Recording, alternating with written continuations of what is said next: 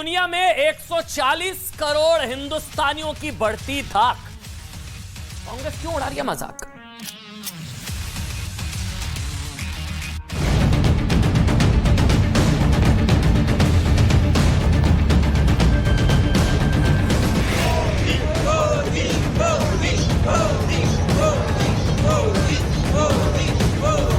Prime Minister Narendra Modi's interaction with the Indian diaspora.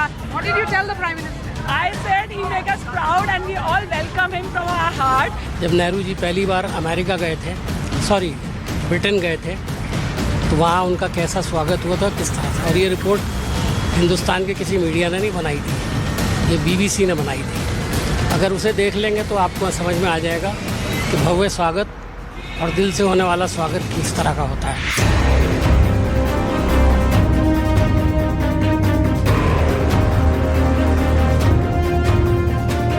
और मैं आपको विश्वास दिलाता हूं कि इसके समाधान के लिए भारत और निजी रूप से मैं स्वयं हमसे जो कुछ भी हो सकता है हम अवश्य करेंगे।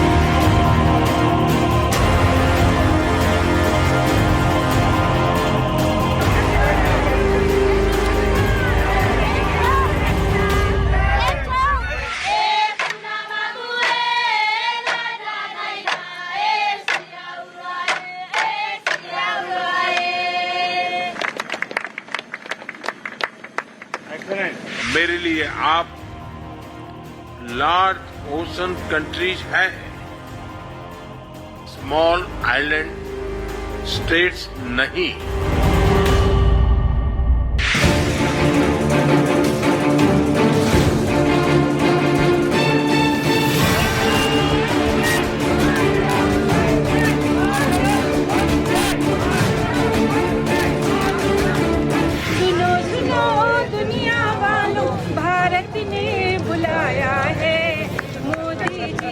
नव भारत को आगे और बढ़ाना है। देख रहे हैं आप, भारत की बढ़ती शान, इन कांग्रेस पार्टी बहुत है परेशान। 140 करोड़ भारतीयों की बढ़ती धाक। कांग्रेस क्यों उड़ा रही है मजाक? और एक अकेला सब पर भारी, पूरी दुनिया भारत की आभारी। कांग्रेस की क्या मजबूरी? अब सोचिए, भारत से, बहुत ध्यान से सुनिएगा, भारत से जापान की दूरी सोचिए कितनी है? करीब है 6000 किलोमीटर। जापान से पापुआ न्यू गिनी की दूरी है करीब 5000 किलोमीटर। और पापुआ न्यू गिनी से ऑस्ट्रेलिया की दूरी है करीब 2500 किलोमीटर। और ऑस्ट्रेलिया से भारत की दूरी है 7500 किलोमीटर से ज्यादा। कुल मिलाकर दूरी हुई 21000 किलोमीटर से ज्यादा। 21000 किलोमीटर, 6 दिन 21000 किलोमीटर। 3 देशों के दौरे पर गए प्रधानमंत्री नरेंद्र मोदी, इसमें से 12000 किलोमीटर की दूरी तय करके ऑस्ट्रेलिया पहुंच चुके हैं। लेकिन सवाल यह है कि वो 21000 किलोमीटर, 3 दिन 21000 किलोमीटर का थका देने वाला सफर किसके लिए तय कर रहे थे? अपने लिए या अपने देश के लिए? प्रधानमंत्री नरेंद्र मोदी विदेशों में छुट्टियां मनाने नहीं जाते। आपके जहन में नाम आ गया होगा अचानक से जब मैंने बोला कौन छुट्टियां मनाने जाता है। मतलब कोई प्रधानमंत्री छुट्टियां मनाने नहीं जाते हैं। छुट्टी उन्होंने कब आखिरी बार लिया आपको भी नहीं याद होगा। मतलब सोचिए, कभी वहां उनका कोई सगा संबंधी भी नहीं है। मतलब ऐसा भी नहीं है कि वो काम से ब्रेक लेकर आराम करके इन देशों के सफर पर गए हों। ऐसा होता है ना, हमारे देश में कई नेता अक्सर ऐसा करते हैं। ऐसा भी नहीं है कि विदेशों में अपने देश की आलोचना करने गए हों, है ना। विदेशी जमीन पर भारत के लोकतंत्र खतरे में, पता नहीं क्या क्या। प्रधानमंत्री ऐसा भी नहीं करने गए विदेश में अपने देश को गाली देने, ऐसा तो है नहीं। फिर भी 6 दिनों में 21000 किलोमीटर का सफर किसके लिए वो तय कर रहे हैं? क्या इसलिए क्योंकि अमेरिका के राष्ट्रपति जो बाइडेन को उनसे उनका ऑटोग्राफ चाहिए? इसलिए कि वो चाहते हैं कि पापुआ न्यू गिनी के प्रधानमंत्री उनके पांव छुएं? या इसलिए कि ऑस्ट्रेलिया के प्रधानमंत्री कहें कि उनके पहुंचने से पहले ही सिडनी ओलंपिक पार्क हाउसफुल हो चुका है? बिल्कुल नहीं, बिल्कुल भी नहीं। प्रधानमंत्री नरेंद्र मोदी जानते हैं इसलिए 6 दिनों में 21,000 किलोमीटर का यह थका देने वाला सफर कर रहे हैं ताकि G7 देशों के बीच वो दुनिया के सबसे बड़े लोकतंत्र और 140 करोड़ लोगों की आशाओं, आपकी आशाओं, हमारी आशाओं, 140 करोड़ लोगों की आशाओं और अभिलाषाओं को वो रख सके। वो इसलिए पपुआ न्यू गिनी जैसे छोटे से देश जाते हैं ताकि वो वहां के लोगों को ये बता सकें कि संकट की घड़ी में भारत उन देशों के साथ है जिनका साथ दुनिया के बड़े बड़े देशों ने छोड़ दिया था। वो इसलिए ऑस्ट्रेलिया गए हैं ताकि ऑस्ट्रेलिया की कंपनियां भारत में आपके लिए, हमारे लिए, भारतवासियों के लिए रोजगार के अवसर पैदा करें। 6 दिन में 21,000 किलोमीटर ताकि ऑस्ट्रेलिया में भारतीयों पर गर्व, मतलब भारतीयों पर होने वाले जो हमले हैं वो रुकें, ताकि ऑस्ट्रेलिया और भारत मिलकर चीन को रोक सकें। लेकिन हमारे ही देश में ना बैठे कुछ लोगों को लगता है कि प्रधानमंत्री नरेंद्र मोदी ये सब अपने निजी स्वार्थ के लिए कर रहे हैं। अब सोचिए ऐसे लोगों को क्या करिएगा। ऐसे लोग प्रधानमंत्री नरेंद्र मोदी की कूटनीति में कमियां निकाल रहे हैं। चलिए ठीक है, कमियां निकालिए, लेकिन मजाक उड़ा रहे हैं, वो भी जब आपका प्रधानमंत्री विदेशी धरती पर है। मजाक उड़ा रहे हैं आप। दुनिया में 140 करोड़ भारतीयों की बढ़ती शान से कुछ लोग परेशान हैं। कांग्रेस के सांसद और कांग्रेस के कम्युनिकेशन इंचार्ज जयराम रमेश ने कल प्रधानमंत्री नरेंद्र मोदी का G7 समिट का नाम एक 12 सेकंड का वीडियो रीट्वीट किया। किसी ने ट्वीट किया, उसको रीट्वीट किया और इस ट्वीट के साथ उन्होंने कैप्शन दिया, वो हम आपको दिखा रहे थे। Sadly nobody to hug, sadly nobody to hug. वो विदेशी धरती पर अपने देश का मजाक उड़ा रहे हैं। वो देश के प्रधानमंत्री का मजाक उड़ा है। अगर विदेशी धरती पर है देश का प्रधानमंत्री तो आप अपने देश का मजाक उड़ा रहे हैं, कि भारत की कोई पूछ नहीं है, आप अपने आप का मजाक उड़ा रहे हैं। सैडली नोबडी टू हग, यानी कि अफसोस गले लगाने के लिए कोई नहीं है। इस वीडियो के पीछे ना, जो ये वीडियो है, जगजीत सिंह की एक गजल सुनाई देती है। हमने इस वीडियो को देखा तो इसके पीछे गजल सुनाई देती है जिसके बोल है, तेरा शहर कितना अजीब है, कोई दोस्त है ना रकीब है। फुल मजाक उड़ा है क्या? देखिए आप ये वीडियो। सैडली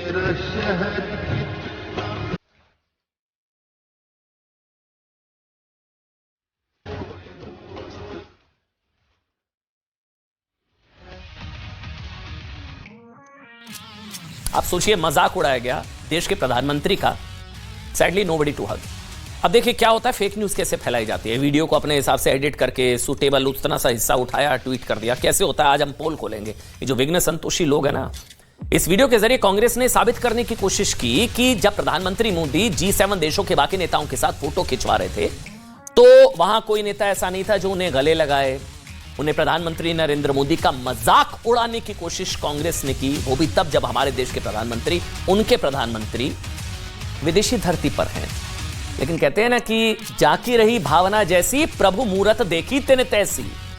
जो देखना चाहता है उसको वही देखता है। ये आज हमने ना G7 फैमिली के इस फोटो सेशन के करीब 5 मिनट के वीडियो को पूरा देखा। कांग्रेस पार्टी ने रीट्वीट किया 12 सेकंड का वीडियो जो चूज किया, पिक एंड चूज। हमने 5 मिनट का वीडियो पूरा देखा तो हमें इस वीडियो में शुरुआत में कुछ नेता मंच पर जाते दिखे। इन्हीं शुरुआती नेताओं में अमेरिका के राष्ट्रपति जो बाइडेन और कनाडा के प्रधानमंत्री जस्टिन ट्रूडो भी थे, जो आपस में कुछ बातचीत करते हुए मंच की तरफ बढ़ते हैं। अमेरिका और कनाडा पड़ोसी देश हैं और दोनों के संबंध बहुत मजबूत और पुराने हैं। ये वो तस्वीरें।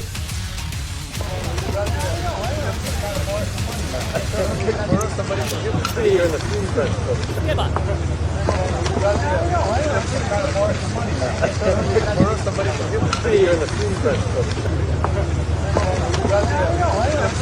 अच्छा, इसके बाद क्या हुआ मैं पूरा सीक्वेंस में समझाऊंगा। कुछ लोग फेक न्यूज फैला रहे थे उस 12 सेकंड के वीडियो के जरिए। इसके बाद क्या हुआ, फ्रांस के राष्ट्रपति सीढ़ियां चढ़कर मंच की तरफ बढ़ते हैं। देखिए, ये देख रहे हैं आप, इसको फुल स्क्रीन दिखा दीजिए। ये देखिए आप, वो मंच की तरफ बढ़ते हैं लेकिन फिर वो अचानक रुक जाते हैं। अब ये वीडियो वो उसी जो 12 सेकंड का वीडियो टूट हुआ उससे पहले का है, लेकिन ये तो काट छाट के दिखाया ना कांग्रेस पार्टी ने। वो अचानक से रुक जाते हैं, मानो किसी का इंतजार कर रहे हो। मैक्रो किसी और का नहीं बल्कि भारत के प्रधानमंत्री नरेंद्र मोदी का इंतजार कर रहे थे।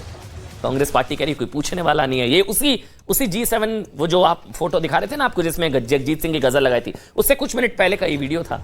मैक्रो रुकते हैं, इंतजार करते हैं, प्रधानमंत्री को आते हैं, हाथ पकड़कर लेकर जाते हैं। मोदी मंच की तरफ बढ़ते हैं तो मैक्रो उनका स्वागत करते हैं, उनकी कमर पर हल्के से हाथ रखते हैं और उन्हें मंच की तरफ चलने का इशारा करते हैं। ये किसी ने नहीं दिखाया आपको, ये तस्वीर देखिए अब।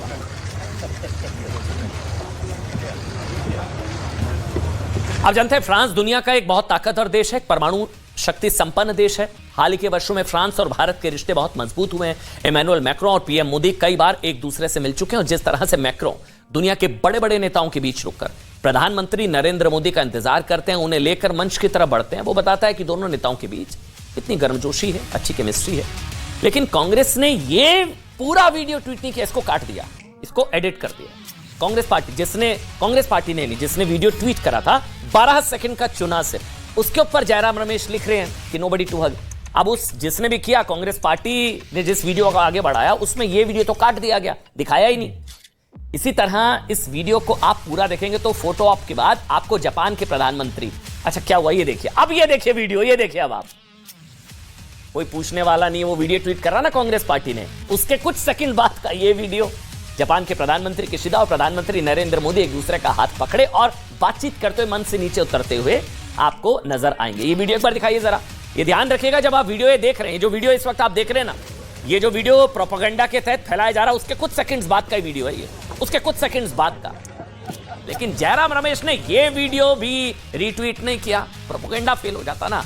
मतलब सोचिए, काट छाट के एक 12 सेकंड के गलत संदर्भ में एडिट किए गए प्रोपेगेंडा वीडियो पर, मैं फिर से रिपीट करूंगा, काट छाट के एक 12 सेकंड के गलत संदर्भ में एडिट किए हुए प्रोपेगेंडा वीडियो पर जवाब देते हुए पीएम का मजाक उड़ाने की कोशिश की। फिर से कहूंगा, वो भी तब जब वो विदेशी धरती पर थे। अब कांग्रेस के इस झूठे प्रचार पर हमें कवि दुष्यंत कुमार का वो शेर याद आ रहा है जो प्रधानमंत्री नरेंद्र मोदी ने भी संसद में कांग्रेस के लिए पढ़ा था, तुम्हारे पांव के नीचे कोई जमीन नहीं, कमाल यह है कि फिर भी तुम्हें यकीन नहीं। हालांकि G7 समिट के दौरान दुनिया के बड़े बड़े नेताओं ने ना सिर्फ प्रधानमंत्री नरेंद्र मोदी से मुलाकात की, तस्वीरें देखी ना, बल्कि उन्हें गले लगाया। इन्हीं में से एक थे अमेरिका के राष्ट्रपति जो बाइडेन, जिन्होंने ना सिर्फ खुद अपनी चेयर से खड़े होकर प्रधानमंत्री नरेंद्र मोदी के वो पास गए, उनको गले लगाया, बल्कि उनकी तारीफ में कुछ ये देखिए, ये आए जो बाइडेन, ये तस्वीर आप देख रहे हैं, जो बाइडेन आए, गले लगाया, खुद आए, उनको अप्रोच किया जो बाइडेन। अच्छा ये भी ट्वीट कर दीजिए ना जयराम रमेश जी, भाई आप तो मेरा शो देखते हैं, कांग्रेस पार्टी को तो खासा पसंद है, देश नहीं झुकने देंगे, कांग्रेस पार्टी बहुत देखती है, मुझे पता लगा मेरा शो, करिए ना ट्वीट, ये वीडियो ये आपकी सुविधा के लिए हम लेकर आए हैं भाई, इसको इस वीडियो को ट्वीट करिए ना। कोई साथ नहीं, पता नहीं कौन सा गाना लगाया, जिन भी लोगों ने उसको रीट्वीट किया, करिए ना जयराम रमेश जी। मतलब जो कह दिया ना उसके बाद जो बाइडेन ने, जो शायद आज विपक्ष के बड़े बड़े नेताओं को पच नहीं रहा होगा, ये भारत का मान सम्मान बढ़ाने वाली और भारत के कद का एहसास कराने वाली, आपको हमको तमाम हिंदुस्तानियों का सीना गर्व से चौड़ा करने वाली तस्वीर है। पहले दोनों की मुलाकात की तस्वीर आप देख रहे हैं। वैसे G7 का समिट चल रहा था, टेबल पर दुनिया के बड़े बड़े नेता मौजूद थे। इस बीच इस कमरे में एंट्री होती है किसकी? अमेरिका के राष्ट्रपति जो बाइडेन की। मैंने आपको बताया, जो खुद अपनी जगह पर बैठे प्रधानमंत्री नरेंद्र मोदी से मिलने उनकी तरफ बढ़ते हैं। प्रधानमंत्री नरेंद्र मोदी बाइडेन को देखकर खड़े हो जाते हैं, दोनों नेता एक दूसरे को गले लगाते हैं। इतना नहीं, इस दौरान जो बाइडेन ने प्रधानमंत्री नरेंद्र मोदी से न सिर्फ, अब जो मैं आगे बोलने जा रहा हूं ना उससे बहुत मिर्ची लगने वाली है कुछ लोगों को, उनका ऑटोग्राफ मांगा जो बाइडेन ने, बल्कि यह भी कहा कि अगले महीने वॉशिंगटन में प्रधानमंत्री नरेंद्र मोदी के सम्मान में डिनर होना है ना। लेकिन यह बाइडेन के लिए परेशानी बन गया है, ये जो बाइडेन ने कहा। बाइडेन ने मोदी से कहा, प्रधानमंत्री से कहा, हमारे प्रधानमंत्री से कहा, देश के प्रधानमंत्री से कहा, मुझे देश भर से कॉल आ रहे हैं, हर कोई आपसे मिलना आना चाहता है, इनमें बड़ी बड़ी हस्तियों से लेकर फिल्म स्टार्स और मतलब उनके रिश्तेदार तक शामिल हैं। बाइडेन ने मोदी से कहा, आपको लगता है कि मैं मजाक कर रहा हूं तो आप मेरी टीम से पूछ लीजिए, आप सच में बहुत लोकप्रिय। अब ये सब नहीं बताएगी कांग्रेस पार्टी, मतलब ये सब कांग्रेस या उस इकोसिस्टम को नहीं पता चला होगा, क्योंकि मोदी से दुश्मनी के चक्कर में विदेशी जमीन पर भारत को नीचा दिखाने से भी ये लोग बाज नहीं आते हैं। बहुत गंभीर वाकया है ये, मोदी से दुश्मनी के चक्कर में भारत से दुश्मनी क्यों भाई? वो तो भारत के प्रधानमंत्री विदेशी धरती पर तो भारत का प्रतिनिधित्व कर रहे हैं, 140 करोड़ हिंदुस्तानियों का प्रतिनिधित्व कर रहे हैं। 3 दिन 21,000 किलोमीटर क्या करने गए प्रधानमंत्री? छुट्टियां मनाने नहीं गए हैं। कौन जाता है छुट्टियां मनाने? ऐसी बात ना ऑस्ट्रेलिया के प्रधानमंत्री एंथनी एल्बनीज ने भी प्रधानमंत्री नरेंद्र मोदी से कही। आज का शो बहुत चुभ रहा होगा, जो लोग देख रहे होंगे, वैसे वो देख रहा है, कांग्रेस पार्टी भी देख रही होगी, कई लोग देख रहे होंगे। कल सिडनी के ओलंपिक पार्क में प्रधानमंत्री नरेंद्र मोदी एक रैली को संबोधित करेंगे, लेकिन ऑस्ट्रेलिया प्रधानमंत्री ने नरेंद्र मोदी को बताया कि जहां यह कार्यक्रम है वहां सिर्फ 20,000 लोग आ सकते हैं। 20,000। सारे टिकट बुक हो चुके हैं, लेकिन लोग अब भी उन्हें टिकट के लिए फोन कर रहे हैं। ये प्रधानमंत्री नरेंद्र मोदी को कहा ऑस्ट्रेलिया के पीएम ने। अब ये सब कोई आपको बताएगा नहीं है, कांग्रेस पार्टी इसको गप कर जाएगी, बताना जरूरी। इसके अलावा मोदी से मुलाकात करने वालों में ब्रिटेन के प्रधानमंत्री ऋषि सुनक, फ्रांस के राष्ट्रपति इमैनुअल मैक्रों से लेकर दुनिया के तमाम बड़े से बड़े नेता उनसे मिलने आए प्रधानमंत्री से। किसी ने उन्हें गले लगाया तो किसी ने गर्मजोशी से उनसे हाथ मिलाया। जानते हैं क्यों? क्योंकि आज जितनी जरूरत भारत को दुनिया की नहीं है, उससे कहीं ज्यादा जरूरत दुनिया को भारत की है। एक अकेला सब पर भारी, पूरी दुनिया भारत की आभारी। भारत 140 करोड़ लोगों का देश है, दुनिया की सबसे बड़ी आबादी वाला देश है, दुनिया का सबसे बड़ा लोकतंत्र है भारत, यानी कि दुनिया का सबसे बड़ा बाजार, दुनिया की सबसे युवा आबादी वाला देश, दुनिया की 5वीं बड़ी अर्थव्यवस्था, दुनिया की दूसरी सबसे बड़ी सेना, दुनिया के सबसे बड़े तेल आयातक देशों में से एक, परमाणु शक्ति, युवा शक्ति, तकनीक, विज्ञान, डिजिटल क्रांति से लैस देश। कांग्रेस पार्टी का भी उतना ही देश, हमारा भी उतना ही देश, पूरे देश 140 करोड़ भारतीयों का देश। भला ऐसे देश से संबंध कौन सा देश नहीं बनाना चाहेगा? क्यों मजाक उड़ाया कांग्रेस पार्टी ने? क्यों मजाक उड़ाया?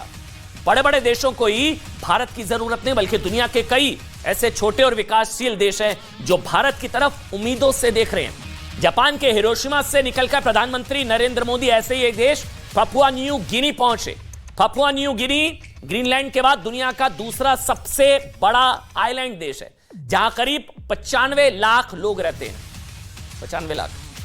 प्रधानमंत्री नरेंद्र मोदी जब इस देश की राजधानी पोर्ट मोर्सिबी पहुंचे तो एयरपोर्ट पर पपुआ न्यू गिनी के प्रधानमंत्री जेम्स मारिक ने खुद उनका स्वागत किया। ये ट्वीट करिए ना जयराम जी, करिए ना इन तस्वीरों को ट्वीट। क्या हो रहा, बुरा लग रहा है क्या?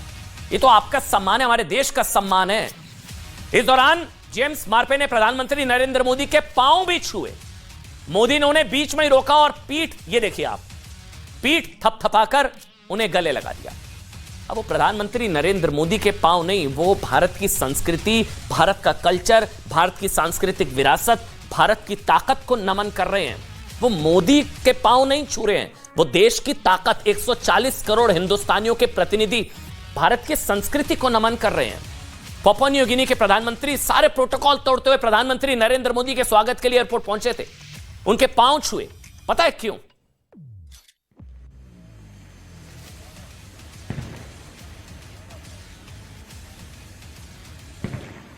आप सोचिए पता है क्यों? मैंने जो सवाल पूछा, तस्वीर आपको दिखाने के लिए मैं रुका था, अब आप सोचिए पता है क्यों?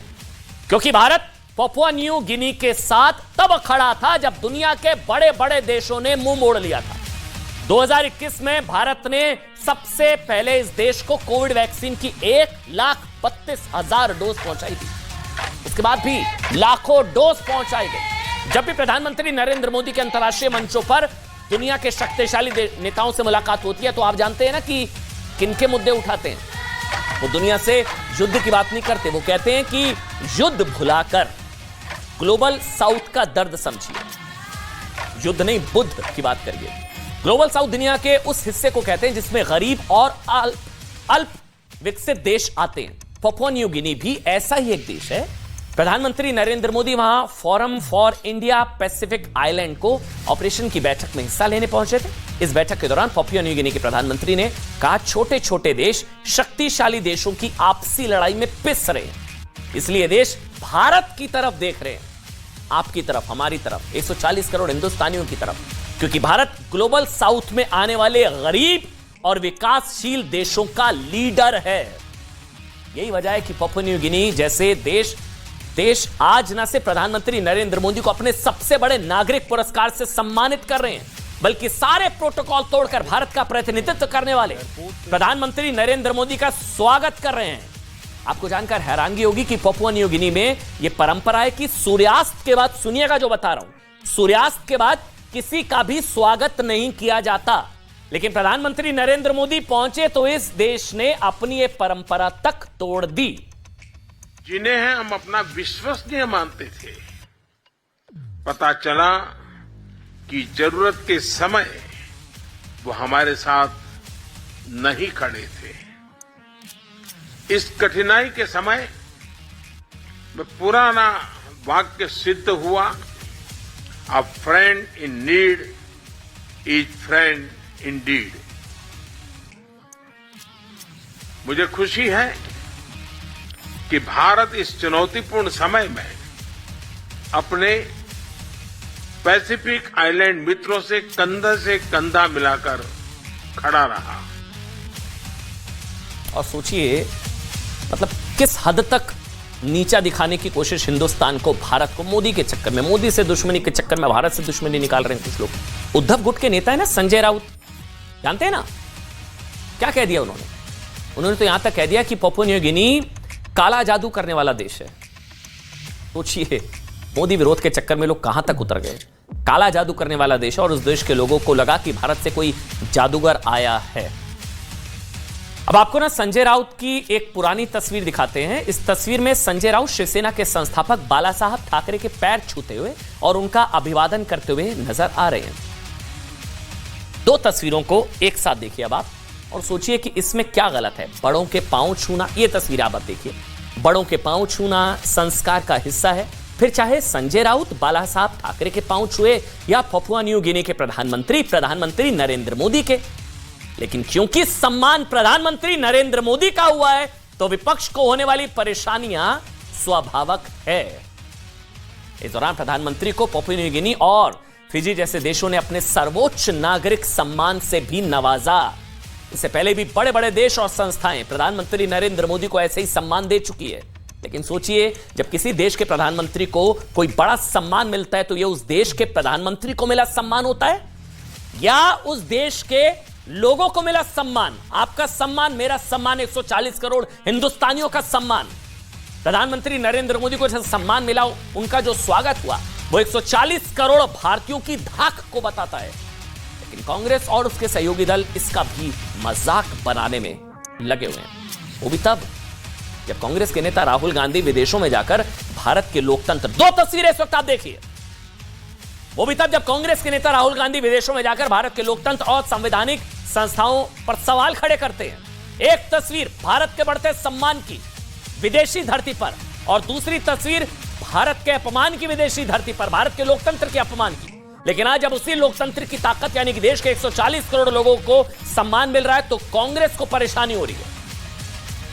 दो तस्वीरें, भारत के बढ़ते सम्मान की और लोकतंत्र के अपमान की। लेकिन आप जानते हैं कांग्रेस को परेशानी सिर्फ भारत के लोकतंत्र की बढ़ती ताकत से नहीं है, बल्कि परेशानी लोकतंत्र के मंदिर यानी कि संसद के नए अध्याय से भी है। जी हां, सुनिएगा, बड़ी खबर है। 28 तारीख को भारत के नए संसद भवन का उद्घाटन होना है। लोकसभा सचिवालय के मुताबिक लोकसभा अध्यक्ष ओम बिरला ने इस नए संसद भवन के उद्घाटन के लिए प्रधानमंत्री नरेंद्र मोदी को निमंत्रण भेजा उद्घाटन के लिए। लेकिन कांग्रेस को इससे भी परेशानी है।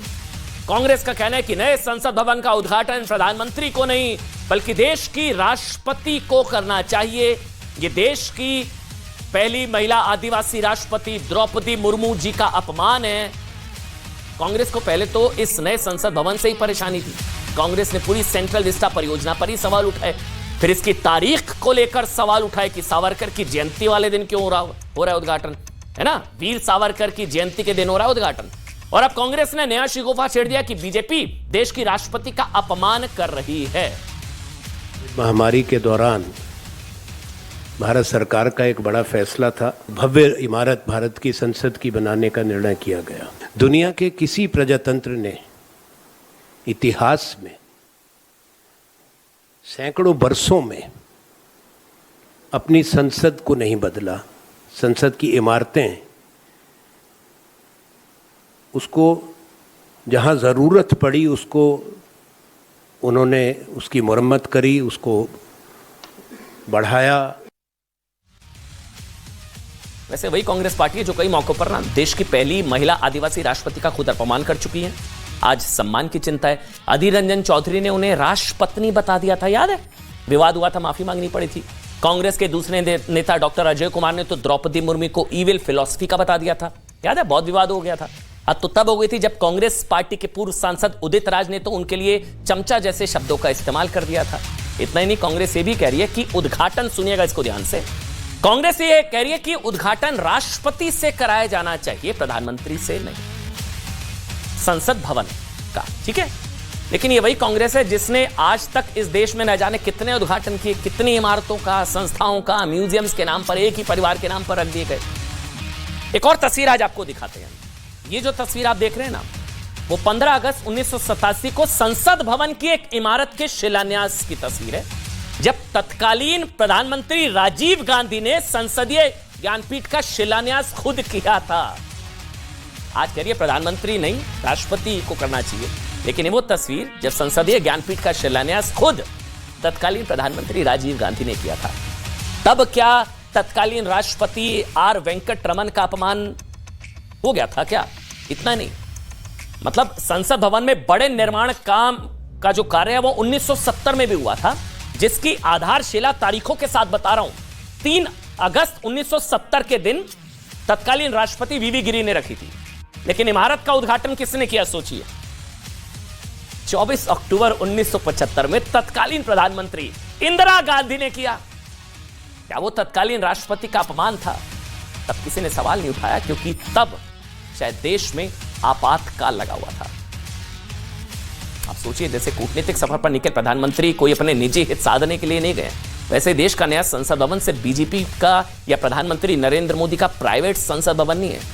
इसमें कांग्रेस के भी सांसद बैठेंगे और दूसरे विपक्षी दलों के भी। लेकिन जैसे विपक्ष को देश से 140 करोड़ लोगों की बढ़ती धाक से शायद परेशानी है, वैसी ही परेशानी लोकतंत्र के इस मंदिर के उद्घाटन से भी हो। एक छोटा सा ब्रेक ले रहे हैं, तुरंत हाजिर होंगे। छोटा सा ब्रेक।